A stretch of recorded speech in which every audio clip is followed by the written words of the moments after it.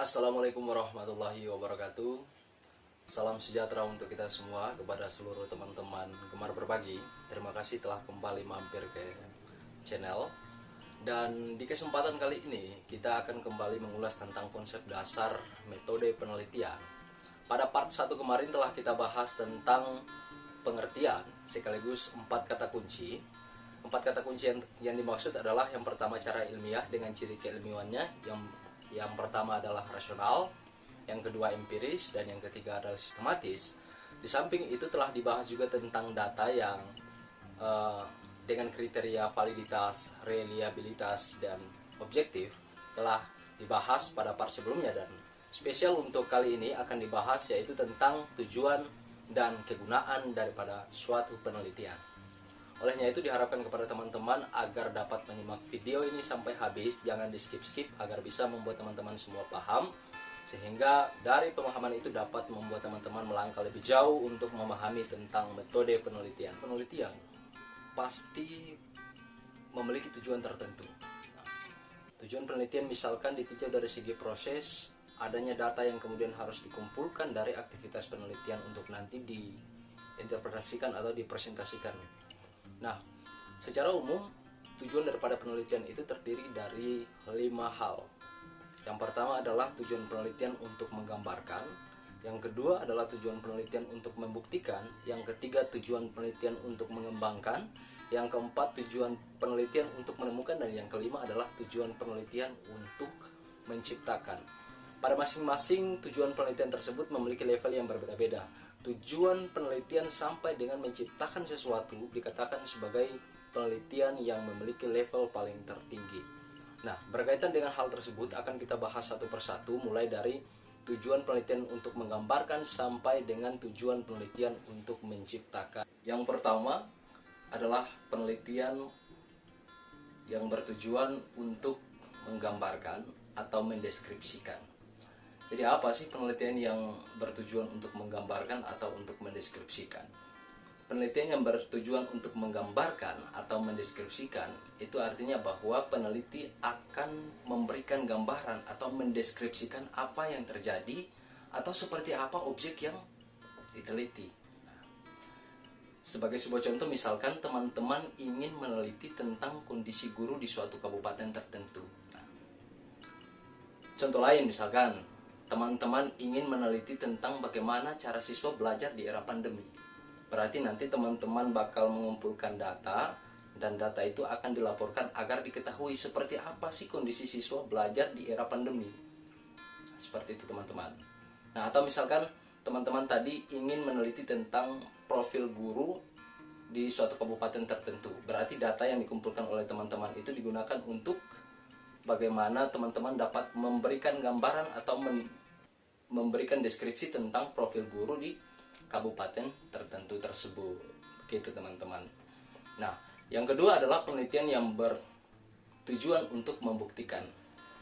Penelitian yang bertujuan untuk membuktikan itu dapat dipahami seperti penelitian yang menggunakan data, sehingga data yang diperoleh itu dapat digunakan untuk membuktikan adanya keraguan terhadap informasi, ya. Jadi teman-teman dapat berupa informasi, teori, atau produk yang telah ada. Sekali lagi teman-teman, penelitian yang bersifat membuktikan, yang bertujuan membuktikan itu berarti data yang diperoleh itu digunakan untuk membuktikan. Misalnya ada keraguan terhadap sebuah informasi, atau misalkan ada keraguan terhadap teori, atau misalkan ada keraguan terhadap efektivitas sebuah produk. Nah, sebagai sebuah contoh misalkan pengaruh tunjangan profesi guru terhadap kualitas pendidikan. Nah, teman-teman ingin membuktikan apakah seorang guru itu ketika diberikan tunjangan itu akan berpengaruh terhadap kualitas pendidikan. Nah, seperti itu teman-teman. Nah, contoh lain misalkan teman-teman ingin membuktikan apakah siswa itu ketika diberikan metode A misalkan dapat meningkatkan hasil belajar. Teman-teman kemudian melakukan eksperimen, ya. Teman-teman bisa gunakan penelitian dengan metode penelitian kuantitatif dengan desain eksperimen. Teman-teman ingin membuktikan apakah siswa itu ketika diterapkan metode A nanti dapat diberikan dapat mempengaruhi terhadap hasil belajar siswa tersebut. Nah, seperti itu teman-teman tentang penelitian yang bersifat membuktikan. Nah, contoh lain misalkan ada teori yang mengatakan bahwa kalau misalkan siswa itu diberikan produk makanan tertentu dapat membuat daya ingat mereka itu menjadi sangat baik. Nah, berarti teman-teman akan ambil produk yang telah ada, teman-teman uji kembali apakah benar bahwa kalau siswa makan produk tersebut nanti siswa itu daya ingatnya akan semakin menjadi baik dari keadaan sebelumnya. Nah, begitu teman-teman. Yang berikut berkaitan dengan mengembangkan ya. Kalau mengembangkan itu berarti dapat memperdalam, memperluas, menyempurnakan. Dan yang diperdalam, diperluas, dan dipergunakan itu bisa berupa pengetahuan, bisa berupa teori, bisa berupa kebijakan atau produk yang telah ada. Nah, sehingga lebih bersifat efektif dan efisien ya. Jadi sebagai sebuah contoh pada penelitian yang bertujuan untuk mengembangkan ini misalnya adalah pengembangan model kepemimpinan kepala sekolah di era revolusi industri 4.0 misalkan ya. Jadi teman-teman lebih untuk mengembangkan sesuatu yang telah ada misalkan ya.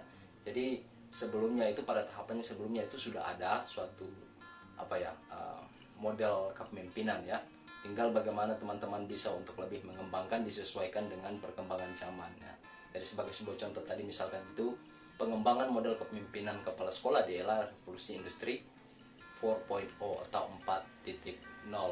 Contoh lain misalkan pengembangan metode belajar fisika atau misalkan mata pelajaran fisika atau misalkan pengembangan model pembelajaran biologi yang berbasis lingkungan tempat tinggal. Nah, itu sebagai contoh dari penelitian yang bertujuan untuk mengembangkan. Nah, untuk selanjutnya bagian 4 itu penelitian yang bertujuan untuk menemukan ya. Menemukan itu bisa berarti mendapatkan sesuatu yang belum diketahui. Bisa jadi kemungkinan hilang atau belum ditemukan ya. Jadi misalkan sebagai sebuah contoh adalah potensi alam pegunungan untuk pendidikan lingkungan hidup ya. Misalkan contohnya potensi alam pegunungan tertentu misalkan pegunungan Himalaya yang dapat dijadikan sebagai pendidikan lingkungan hidup. Dalam hal ini kalau dilihat metode penelitian yang agak relevan dengan jenis penelitian yang bersifat menemukan ini mungkin dapat digunakan metode penelitian kualitatif ya, dengan konteksnya yang lebih bersifat eksploratif. Jadi menemukan sesuatu yang belum pernah ada atau misalkan belum pernah ditemukan sebelumnya, teman-teman bisa menggunakan metode kualitatif untuk mengkonstruk atau untuk mengeksplorasi sesuatu yang belum pernah ada sehingga dapat memberikan manfaat tertentu. Seperti itu teman-teman. Nah, kalau misalkan di penelitian yang bersifat pengembangan tadi mungkin teman-teman bisa mendesain dengan model penelitian research and development atau penelitian dan pengembangan sehingga lebih cocok untuk teman-teman mengembangkan sesuatu yang telah ada ya. Nah, untuk selanjutnya adalah penelitian yang bertujuan untuk menciptakan ya. Jadi sekali lagi level penelitian sampai dengan menciptakan sesuatu itu merupakan level penelitian yang sangat tinggi ya, yang sangat di atas ya. Jadi kalau mendeskripsikan itu tahapannya paling bawah, kalau teman-teman dapat sampai dengan sampai dengan menciptakan sesuatu itu merupakan level penelitian yang sangat tinggi. Nah, menciptakan apa sih menciptakan? Menciptakan itu berarti membuat sesuatu yang belum pernah ada ya. Teman-teman sekali lagi, membuat sesuatu yang belum pernah ada sehingga teman-teman bertujuan meneliti untuk dapat membuat hal tersebut ya. Jadi misalkan teman-teman meneliti untuk menciptakan media pembelajaran baru yang dapat membuat murid atau siswa yang malas menjadi rajin belajar. Nah, itu contohnya ya. Sekali lagi, contoh tentang penelitian yang bertujuan untuk menciptakan, misalkan teman-teman meneliti dengan tujuan untuk menciptakan media pembelajaran baru yang dapat membuat siswa yang malas itu menjadi rajin belajar, begitu teman-teman. Atau misalkan contoh lain, teman-teman ingin meneliti agar nantinya dapat menciptakan suatu produk, misalkan ya, menciptakan makanan yang dapat meningkatkan kecerdasan anak ya. Jadi teman-teman meneliti, teman-teman ambil sampelnya, teman-teman ambil bahannya, teman-teman teliti, oh ternyata ini dapat meningkatkan kecerdasan ya. Jadi itu merupakan sebuah temuan, sebuah ciptaan daripada teman-teman sendiri. Atau misalkan lagi teman-teman meneliti untuk menciptakan alat tertentu, misalkan alat yang dapat mempermudah seseorang itu dalam bekerja ya, dan alat itu belum pernah ditemukan sebelumnya. Melalui riset yang teman-teman lakukan, teman-teman dapat menciptakan alat tersebut. Seperti itu teman-teman.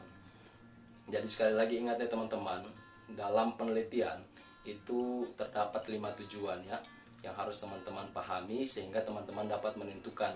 Kalau misalkan tujuan saya meneliti untuk sekedar mendeskripsikan, teman-teman dapat melihat metode yang sesuai untuk teman-teman gunakan. Kalau misalkan teman-teman meneliti untuk membuktikan, berarti teman-teman juga dapat menggunakan metode yang sesuai dengan tujuan yang teman-teman tetapkan dalam penelitian. Kalau misalkan teman-teman meneliti untuk mengembangkan suatu produk atau misalkan untuk mengembangkan sesuatu, teman-teman dapat memilih juga metode yang sesuai. Jadi teman-teman dapat menggunakan metode research and development ya. Atau misalkan teman-teman ingin mengembangkan sesuatu, teman-teman bisa melihat metode research and development. Atau misalkan teman-teman juga bisa melihat apakah penelitian kuantitatif dan kualitatif dapat digunakan dalam penelitian teman-teman sesuai dengan judul yang teman-teman angkat.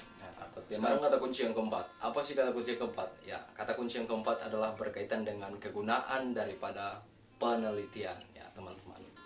Ingin saya sampaikan bahwa yang namanya penelitian itu berarti berangkat daripada sebuah masalah yang ingin diteliti ya.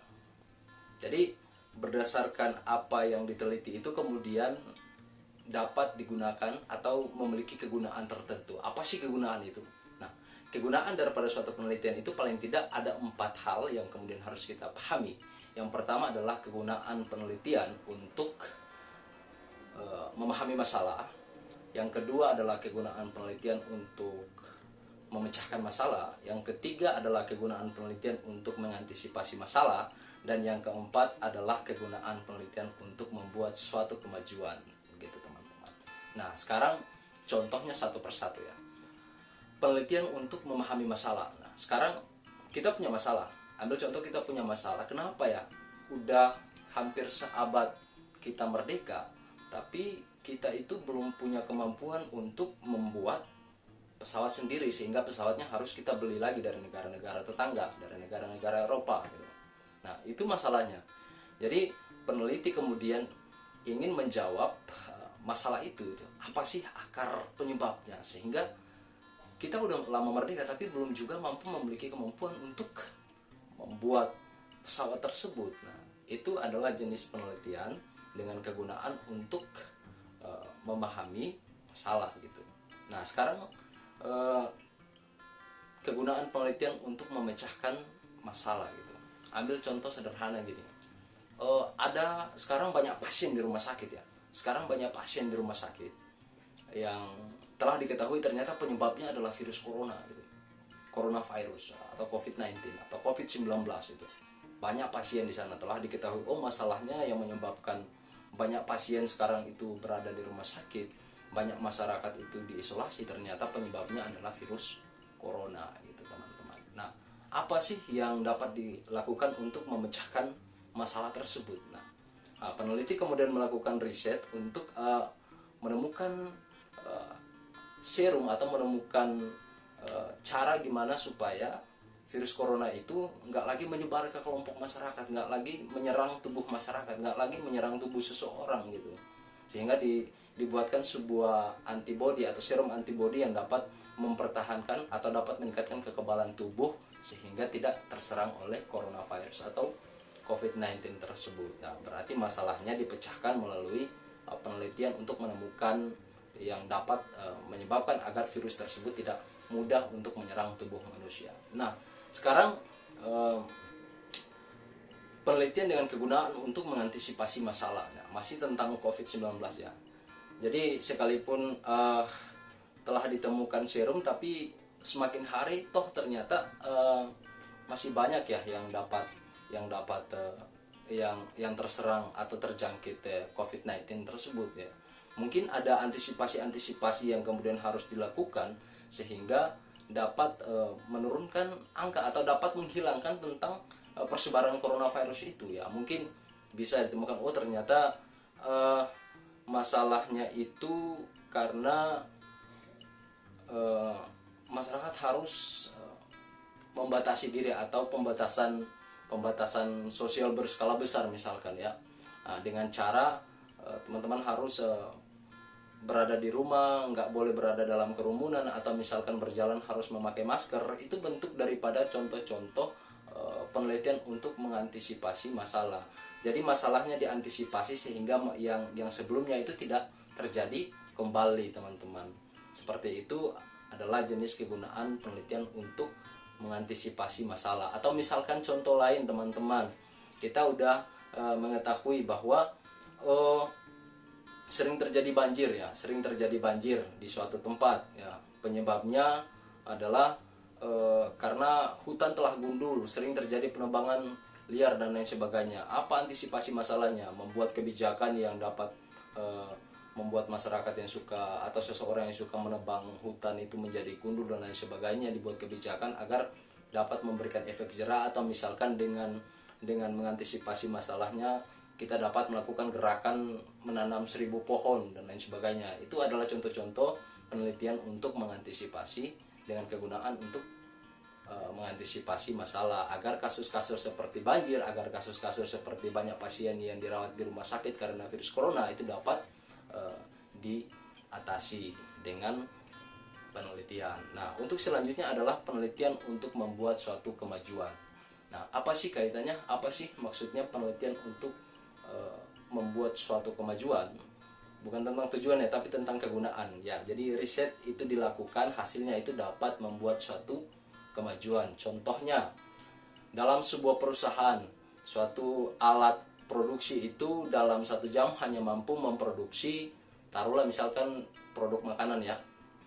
Alat produksi tersebut hanya mampu dalam 1 jam itu memproduksi 1000 pieces misalnya ya, 1000 pieces.